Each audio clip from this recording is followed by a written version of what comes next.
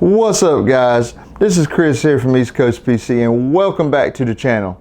Today we're going to be talking about the recent GPU price crash, and if y'all are still in the market for a new graphics card, if it's worth it to buy one of these heavily discounted GPUs, especially at the top end, at the higher end of the GPU market. The mid-range market, for the most part, has not hit MSRP yet, and that's where the majority of people buy their graphics cards. So it's a little bit of a tricky situation, but with NVIDIA and AMD both launching graphics cards in the next few months that are supposed to be a whole lot stronger and faster than what we have in this current generation now, is it still worth it to buy a GPU at this point? And not have buyer's remorse? Well, the thing about it is, a lot of us always have buyer's remorse, and we don't know for sure if we're going to be able to get our hands on a graphics card when these new cards launch. So it all really boils down to everybody's individual situation, and that's what we're going to talk about today. We're going to go over the cheapest prices for most of the current gen graphics cards, well, most of all the NVIDIA cards, and a few AMD cards that I think make a lot of sense as well, if you don't mind losing some of the NVIDIA feature sets. So before we get started, if there's anybody who is not subscribed to the channel, please hit that subscribe button, drop a like, comment, do all that good YouTube stuff. It helps us out so much, guys, and we appreciate each and every one of y'all. So without further to talk about here, let's get started. All right, guys, so first here, what we're going to talk about is the high-end graphics cards. Now, they are the ones that is heavily discounted the most, and here's the catch-22 with all of this. The RTX 3090, the RTX 3090 Ti, and the AMD 6900 XTs are all extremely heavily discounted from what their original MSRP was. They are under MSRP by a healthy margin. And the tricky thing is, normally this would be okay, I've been waiting to get a card, I've been waiting for a good price, let me finally go get this deal that I've been waiting so long for. Well, here's the thing. We do know basically for a fact now that the RTX 4090 will be launching in October. Now, I don't think, well, I'm positive that NVIDIA's whole entire lineup will not launch in October. Usually the way it works, the high-end launches first, then a few months later they go with the mid-range, and then on to the lower-end cards like the 3060 and the 3050s and or the 60 and 50 series cards, whatever, you know, generation that would be. And there is some rumors out there. Jay's 2 Cents put out a video saying that one person even told him that the whole lineup could be delayed by a year, and I am 99.99% sure that is complete bullshit. I don't think Jay intentionally told anybody anything wrong. I'm not insinuating that or anything, but the thing about it is, we have so much concrete information from so many leaks that NVIDIA will be launching the RTX 4090 in October or somewhere right around that time frame. And if they start their graphics card family launch in October, then I would also probably say that the RTX 4080 would launch by December, possibly November. I definitely think that'll be out before Christmas as well. And then I think, you know, after Christmas and after the first of the year, we'll trickle on down to the mid-range cards and so on and so forth. Now, I'm not positive about any of that. I'm just from years and years of experience from being around so many launches, especially have been so closely around the Pascal series, the Turin series, and the Ampere series, and now we're waiting for 88 Lovelace. So here's the deal, guys. You can get a RTX 3090 right now on Newegg. Now this is the MSI Gaming GeForce RTX 3090. It is on sale for $1,170. Now that is such a far cry from the prices we were paying even 3 months ago. I built my computer about a year ago now, and finally I had all the other parts, and I'd waited so long, and I paid $2,575 from a scalper for my RTX 3090 on eBay. It makes me feel disgusting. I'm so mad that I did it, and I don't ever intend on paying that much for a graphics card ever again. It was just, I was so tired of waiting, and now I'm disgusted that I paid that much money. So if you are in the boat, if you are looking for a very high-end card such as a RTX 3090, now there's a lot of other good options out there besides the 3090 and the 3090 Ti's. The reason I'm talking about them right now, if you are somebody who is a content creator, if you work in Blender a lot, you edit a lot of videos, which you don't need that much VRAM just for encoding and editing videos most of the time, but especially when you're designing custom logos, working in Blender and all of that good stuff, the 24 gigs of VRAM makes the world of a difference, and it just opens up so many possibilities. Now, the reason it's hard for me to recommend that everybody just go out and buy a RTX 3090 or 3090 Ti is that the RTX 4090 is going to be the first card that launches of this generation. We don't know how long it's going to be before cards are going to sell out every single day. We don't know how long it's going to be before you can just go to Newegg or walk in a Micro Center and buy a card. So that's why I'm not telling anybody to just wait and not buy. You know, you should do whatever you feel is best for your situation. Everybody's situation is different. And if you don't have to have the latest and greatest cutting edge card, it might be a good idea to go ahead and get you a card.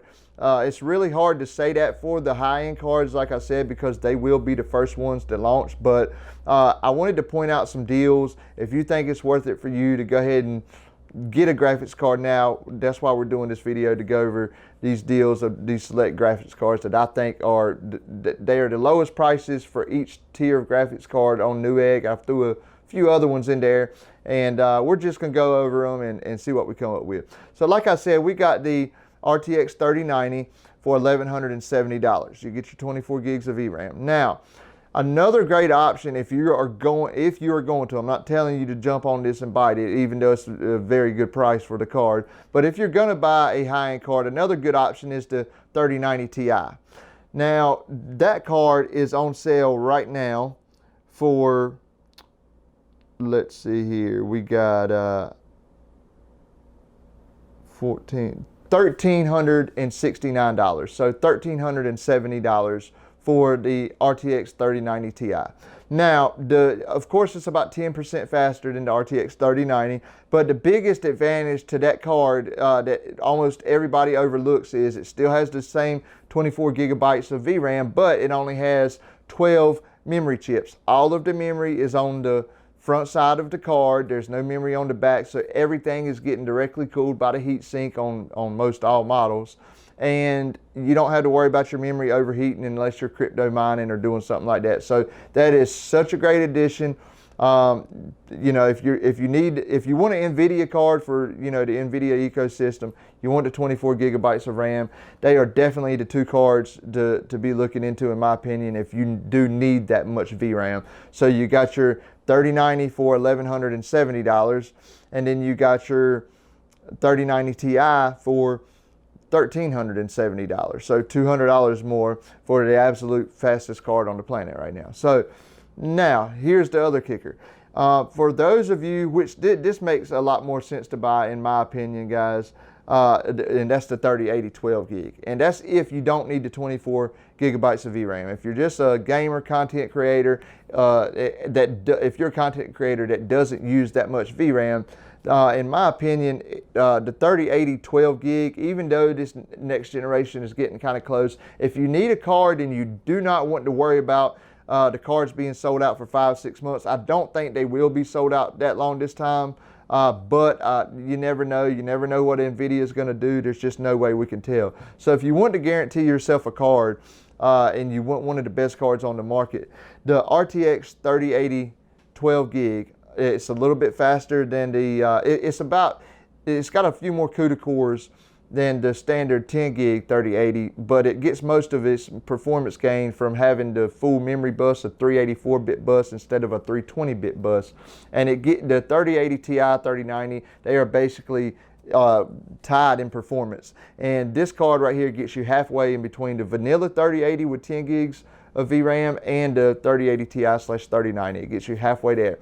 This card is also a MSI gaming model, RTX 3080 12 gig for $799. Now, it also comes with a $30 mail-in rebate to make that $770, but don't count on that rebate. I don't never include that in the price because you know how rebates are. Just don't ever count on them. Just assume you're paying whatever the advertised price is. $799 for the 3080 12 gig. That should have been definitely a fair MSRP for that card.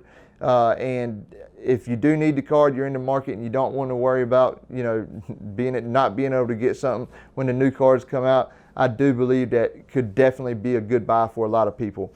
Now, we've talked about the NVIDIA cards. If you are somebody that doesn't care about the NVIDIA ecosystem, I personally usually use NVIDIA cards in most of my personal rigs. I've used AMD cards in the past throughout my career, and being a computer nerd and loving computers all my life, a lot of them have been great to me, and there's absolutely nothing wrong with buying an AMD card. Most of the time I use NVIDIA cards because the NV encoder, the ecosystem, the better ray tracing, DLSS, and the tensor cores. I love the NVIDIA broadcast app. So there's a lot of stuff that I personally really like in the NVIDIA ecosystem. If none of that stuff matters to you guys, I'm about to tell you about some deals right here that I just discovered these deals this morning on the AMD cards. I did not even know they were that cheap. So we have a 6900 XT. Where is it at? Right here in my card. We have a RX 6900 XT. This is a ASRock card. It is the Phantom Gaming D card. Now, ASRock is new in the market. I have not personally had a ASRock card. I've not tested one, but they seem to be decent cards. There don't seem to be nothing wrong with them. I've not heard a lot of problems about them. So that's definitely a good sign, and I don't think there's nothing wrong with buying one of these ASRock cards. But we have a 6900 XT here, guys, for $739. It also comes with a $50 mail-in rebate, so that would put the price at $690. Like I said, just hopefully you'll get it, but you can't count on it. So let's just assume you're paying $740 for the absolute a card that competes with the RTX 3090 and the best AMD has to offer. So that is a great option on the high end if you want an AMD card, if you don't care about the NVIDIA ecosystem, and you still get 16 gigabytes of RAM. One other card I will throw in there is the Sapphire Nitro Plus. Now this card is on sale for $850 right now, and that's $110 more. I just wanted to throw this card in there because I have personally had Sapphire Nitro cards from AMD in the past. My uncle is still using a Sapphire Nitro Plus RX 470 8 gigabyte card in his machine right now that he does all his graphics design on. He's still using it to this day. They are excellent, well-built cards, and I can highly recommend them Sapphire cards. I've never had a problem with one. If you wanted a very premium, luxurious AMD RX 6900 XT, this would be a good one to go for. So that about wraps the high end up, guys. Now let's talk a little bit more about the mid-range cards. All right, guys, so now we're going to go through the mid-range and low-end cards, try to get the best value for our money here, and we're going to start out with the MSI Ventus RTX 3070. Now, this card is currently priced at $559 or $560 to, you know, round things off.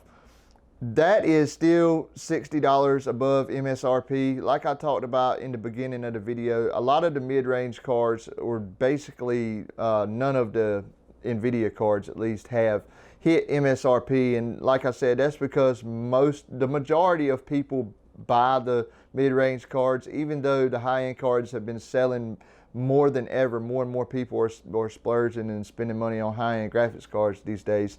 Still, there is more, the more majority of the people in the world buy the mid-range cards, your 3060s, 3070s, and the AMD counterparts.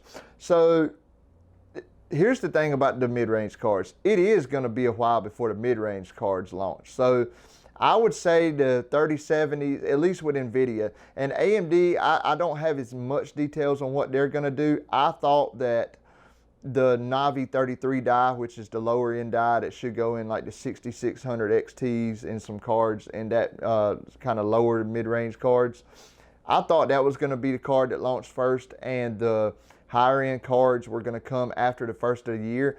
There was a lot of different rumors that one corresponded, and some of them corresponded with each other, some of them did not, and you really had to try to pick through everything and see what you thought was the real deal, and that's what I did. And at this point, I don't know with AMD. It kind of seems like they're going to launch their high-end cards early, slightly after NVIDIA in October.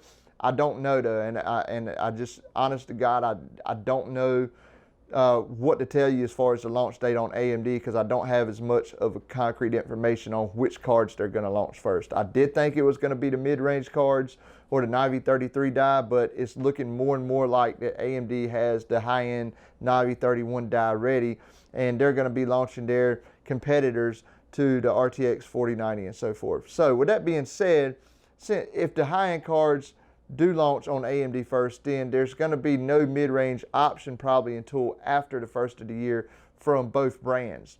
And with that being said, you know, it's August right now. So if you go ahead and buy you one of these cards, and the mid-range cards don't launch until after the first of the year, which is most definitely probably going to be the case with NVIDIA. Now, they might go ahead and launch the 3070 at the end of the year, but definitely the higher end cards are coming first. That's the way they have done it for years and years and years. And if the RTX 4090 don't launch until October, then you kind of get the, you know, the GFT here. You might see the 4090, then the 4080, then the 4070. That's usually how it plays out. So it's going to be a while before we get the mid-range cards. So with that being said, I can easily much more recommend somebody buy one of these cards if you need one. It's $60 above MSRP, yes, but it's a very good card, very capable card. The 3070 is still an excellent card, and if you're somebody like we've been talking about, who much rather have a card and not have to worry about going through bots every single day on YouTube, hunting and pecking, if you're like me and don't live nowhere close to a micro center, fighting everybody in the world on the internet for a GPU, then it can make sense to buy some of these mid-range cards. So the 3070, $560 for the MSI Ventus RTX 3070. That's the cheapest one on Newegg right now, and I think it's a fair play for a lot of people. So next we are going to go down to the MSI Ventus. We got so many MSI cards in this lineup. They have discounted their cards the most. So we got the MSI Ventus RTX 3060 Ti, which was one of my favorite all-around cards of this generation. I don't have one. I have a RTX 3090, but I say this because the value for the money, if you could get it at MSRP, you still can't. This one's $469, so this is $70 above MSRP. And so that would be $90 cheaper than going with the 3070. Still get your 8 gigabytes of VRAM, and yes, it's a fair amount slower than the 3070, but it's still a really great card for a lot of people out there. If you're in this price range, them two cards we just talked about, the MSI Ventus RTX 3070 and the 3060 Ti, I think they're both great cards. Now, if we go a little bit lower in the pricing sector, we get down to our RTX 3060. Now the RTX 3060 here, guys, this card is not that good of a value in my opinion. The 3060 was never a very good value in my opinion, and just about everybody agreed with me. It's not that it's a bad card. We just seen a lot of stagnation. It just wasn't that much better than the RTX 2060. It was $329. Yeah, you got the 12 gigabytes of VRAM, and if you've been following me for a long time, you know I hate how NVIDIA shorted a lot of their cards this generation, shorted the VRAM on them. So I like having the 12 gigs, but the thing about it is that card is just weak enough. It's not and I don't mean weak like it's not a good card, but as far as high resolution gaming, that card is only a borderline 1440p card. I think it's really performs best at 1080p. Yes, you can definitely get away with 1440p gaming in it, but it struggles to really use that 12 gigabytes of VRAM. So you're paying for a card that seen the most stagnation of just about any card this whole generation in the NVIDIA lineup. But anyway, it's $369. $369 for RTX 2060, or excuse me, for RTX 3060. And you know, you can make up your mind if that's worth it to you. The options we're going to talk about next might be better holdover options. All right, so as I was saying before my cat White Sox jumped in my face, for most people, it will probably be better to either go ahead and shoot for the RTX 3060 Ti or RTX 3070, or go for one of the lower end cards that we're about to talk about now and round out this video in. So one of the best cards that I've been recommending to a lot of my customers and friends to buy right now is the AMD RX 6600. It is a great value at $249 right now. It's $259 with an additional $10 off. So $249 for RX 6600 is probably one of the best holdover cards that you can buy right now if you're waiting for these next gen cards to come out. It's substantially faster than a RTX 2060. We also have that on the list. I say substantially faster, probably about 15 to 20%. I don't have the charts and numbers right there in front of me, but it is faster than the RTX 2060. You know, the ray tracing is probably somewhere similar. NVIDIA's still maybe a little better even with last generation. But at that price, $249 for a current gen card that performs well, I think that's one of the best options you can buy for a holdover card. Now, on the NVIDIA side, we don't even have the 3050 on this list. And the reason why, because I believe the cheapest 3050 is $329 right now. I didn't even put it in my cart or plan to do it for this video because it's a terrible value. That is the one card to stay away from. The MSRP is $249. It's nowhere close to that, and it's just a terrible value. So if you want a lower end card and you want an NVIDIA card, the best option that we have right now, which is a pretty daggone good option, is the EVGA RTX 2060 SC gaming card for $249. You know, a year ago when the prices were so crazy, I would have, my God, if I could have just bought 3 of these cards to have them to put in customers' computers, but of course you couldn't. Now that the prices have crashed, $249 for a good holdover NVIDIA card, that's about the best you're going to get. RTX 2060 is still a very capable card at the low end at 1080p, and it's definitely a good holdover card. Now, one other card I will talk about on this list, which is only for niche use cases. They have the MSI has the MSI Ventus, what is it called here? The MSI Ventus RTX 2060 12 gig. And that card right now is, let's see, let me click on it and make sure I get this discount code right for you guys. Yeah, okay. $360 with a $40 discount, so $320. And it also comes with a $20 mail-in rebate. So hopefully you'll get it if you buy this card. It's not guaranteed though. So let's just say $320 for a 12 gig RTX 2060.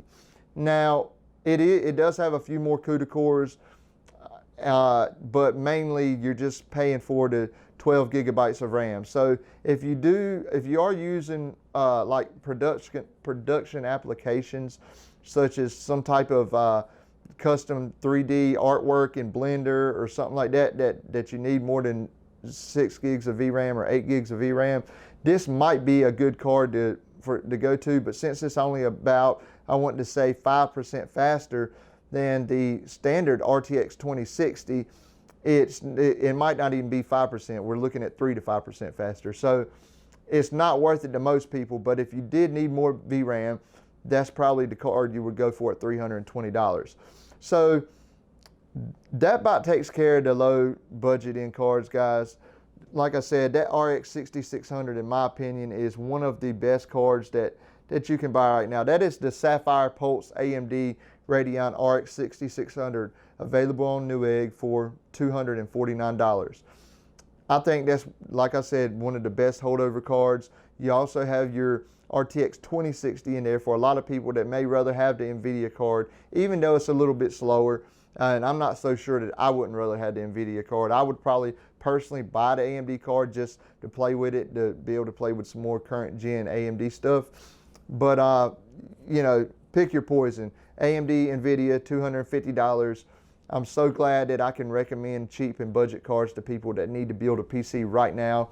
It's so awesome, and I'm just so thankful that the market has come back down in price. So, all right, guys, that about takes care of all of our pricing segments. So that's going to wrap this video up. Thank each and every one of y'all for watching. If there's anybody who is not subscribed to the channel, please hit that subscribe button, drop a like, comment, do all that good YouTube stuff. We appreciate each and every one of y'all so much, and we'll see all of y'all real soon.